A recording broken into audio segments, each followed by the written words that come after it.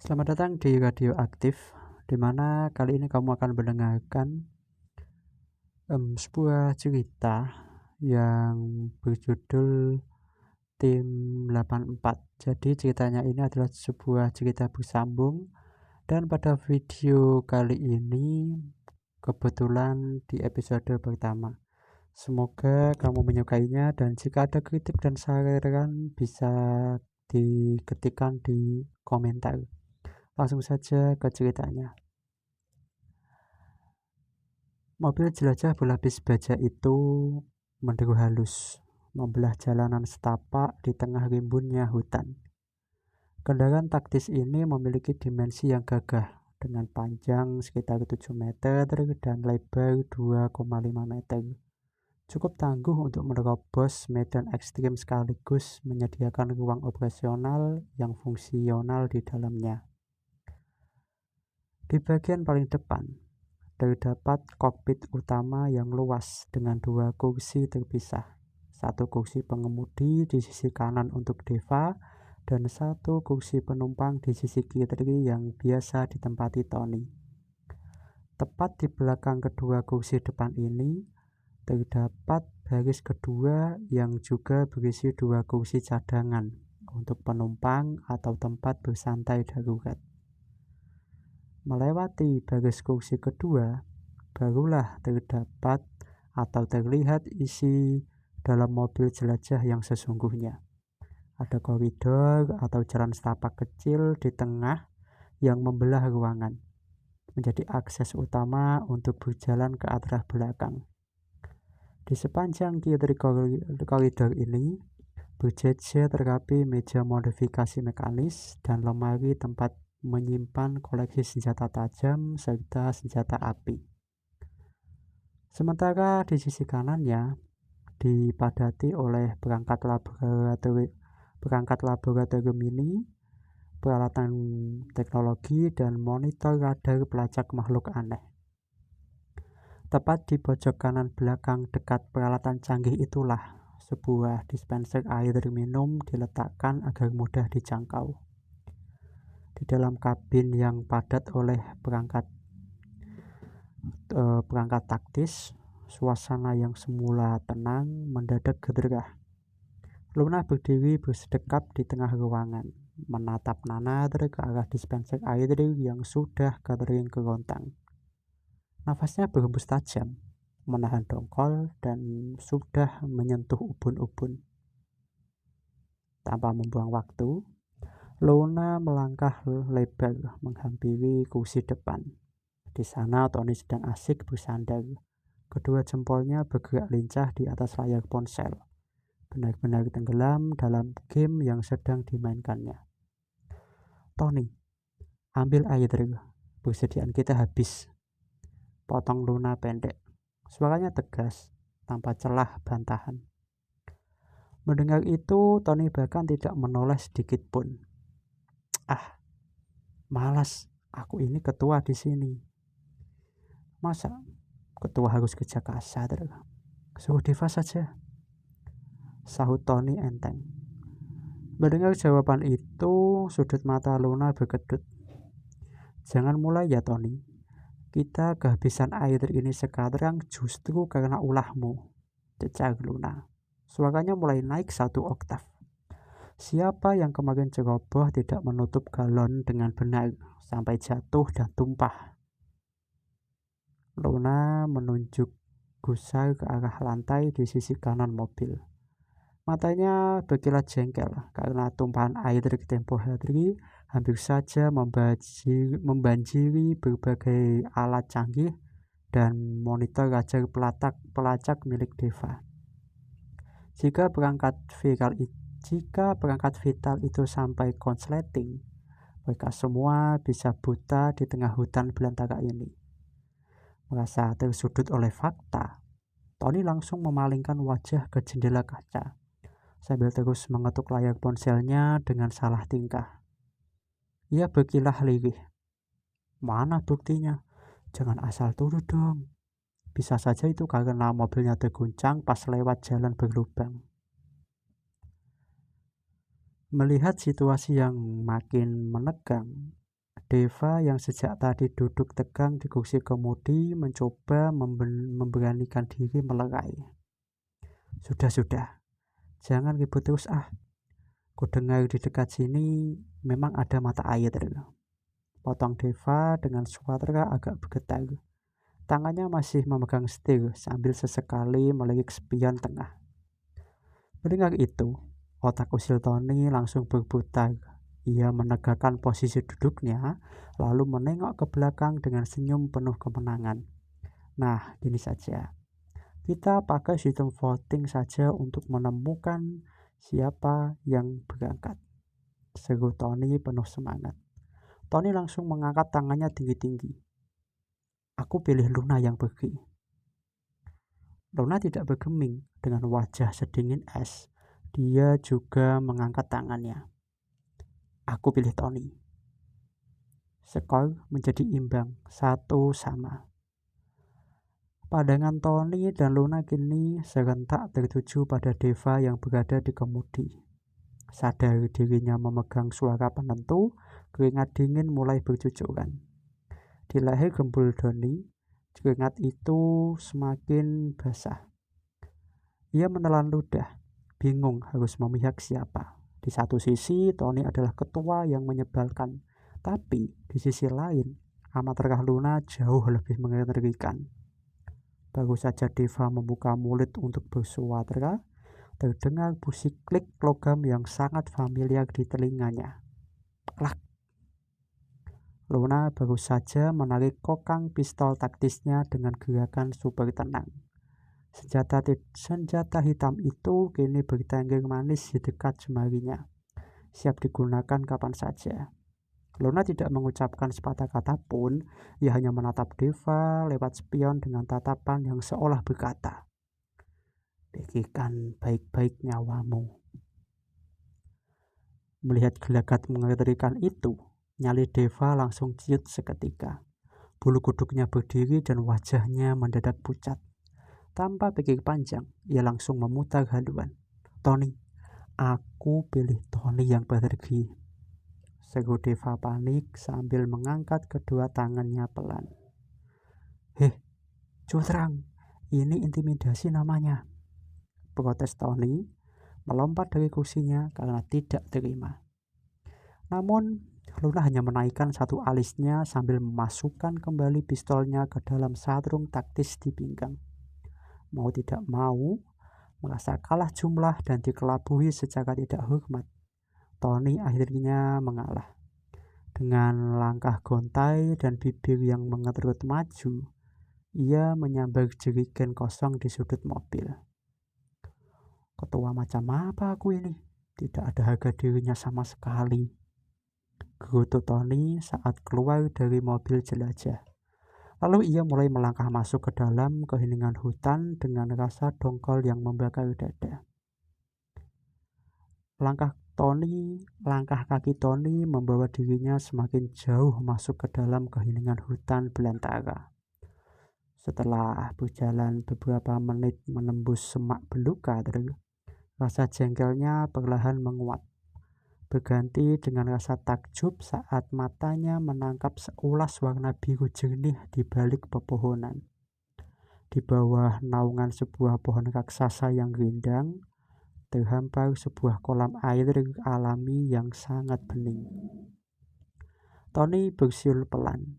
Ia berlutut di tepi kolam, membenamkan jerigen ke dalam air, lalu membiarkannya terisi sampai penuh. Begitu jerigen itu berbobot berat, sifat malas Tony mendadak kambuh. Alih-alih langsung memikul air itu kembali ke mobil jelajah, ia malah menjatuhkan pantatnya ke atas akar pohon yang besar dan nyaman. Tony merogoh saku celananya, mengeluarkan ponsel, dan kembali asik larut ke dalam dunia gamenya seolah tidak punya beban hidup. Suasana hutan begitu sepi.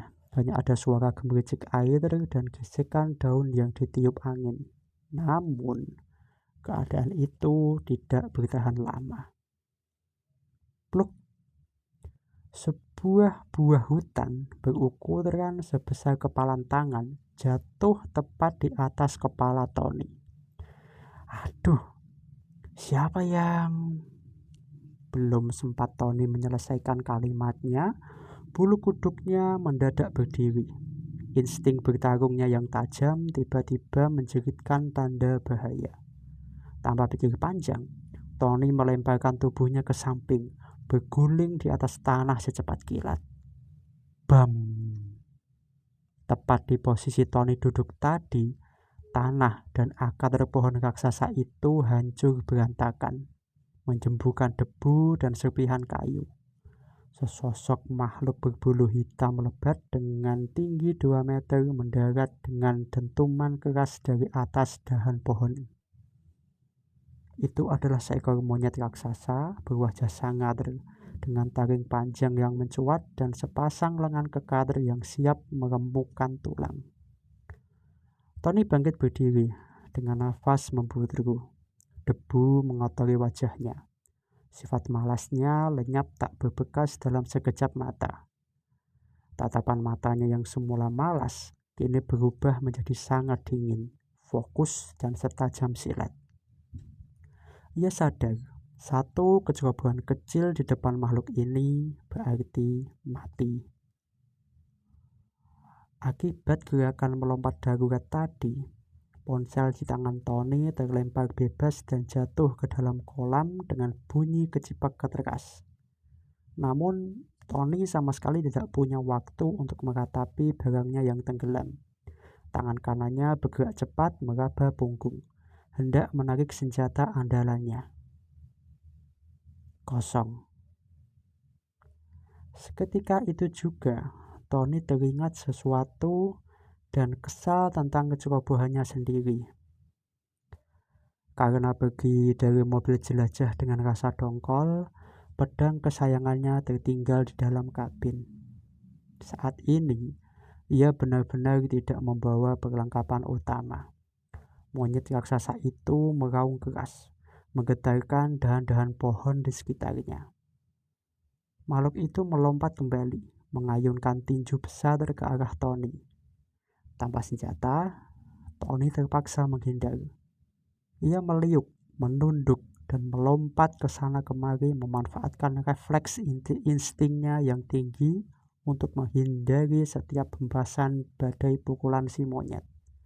Gesekan angin dari pukulan makhluk itu bahkan terasa perih di kulit wajah Tony. Naas bagi Tony. Saat ia melangkah mundur untuk mengambil jadra, tumitnya tersangkut jalinan akar pohon yang mencuat dari tanah. Tubuhnya limbung dan jatuh terlentang. Melihat mangsanya terjatuh, si monyet raksasa langsung mengambil posisi untuk menerkam dari atas. Dalam kondisi terdesak itu, otak Tony berpikir cepat. Ia mengambil segenggam tanah gembur di dekat tangannya, lalu melemparkannya sekuat tenaga tepat ke arah wajah makhluk itu. Lemparan itu berhasil.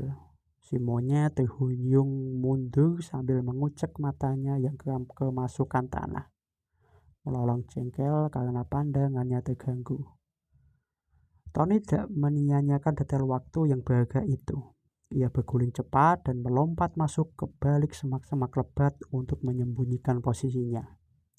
Sambil mengatur nafasnya yang membudru di balik dedaunan, tangan Tony bergerak ke atas sabuk taktis di pinggangnya, lalu mencabut satu-satunya alat pertahanan yang tersisa, sebuah belati taktis berukuran kecil.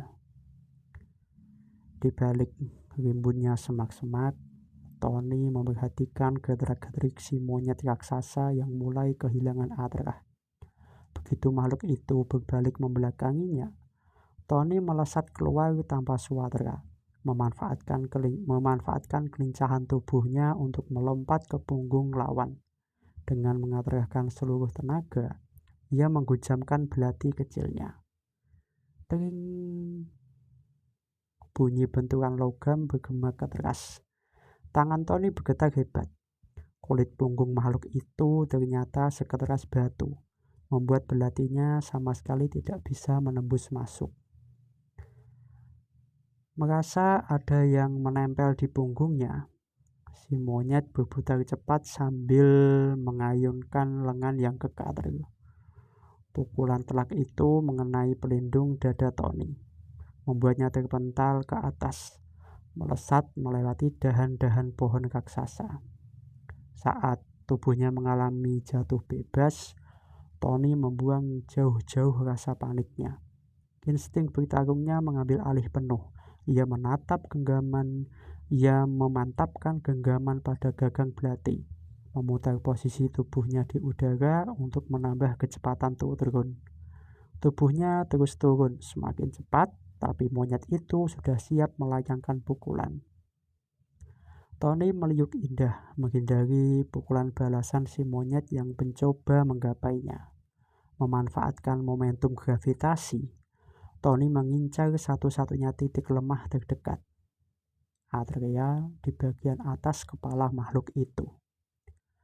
Dengan satu gerakan presisi yang sangat cepat, belati kecil tertancap sempurna.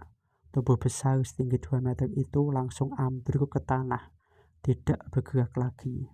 Dengan jalan pelan, Tony kembali sambil membawa jerigen dan mengambil HP yang jatuh tadi.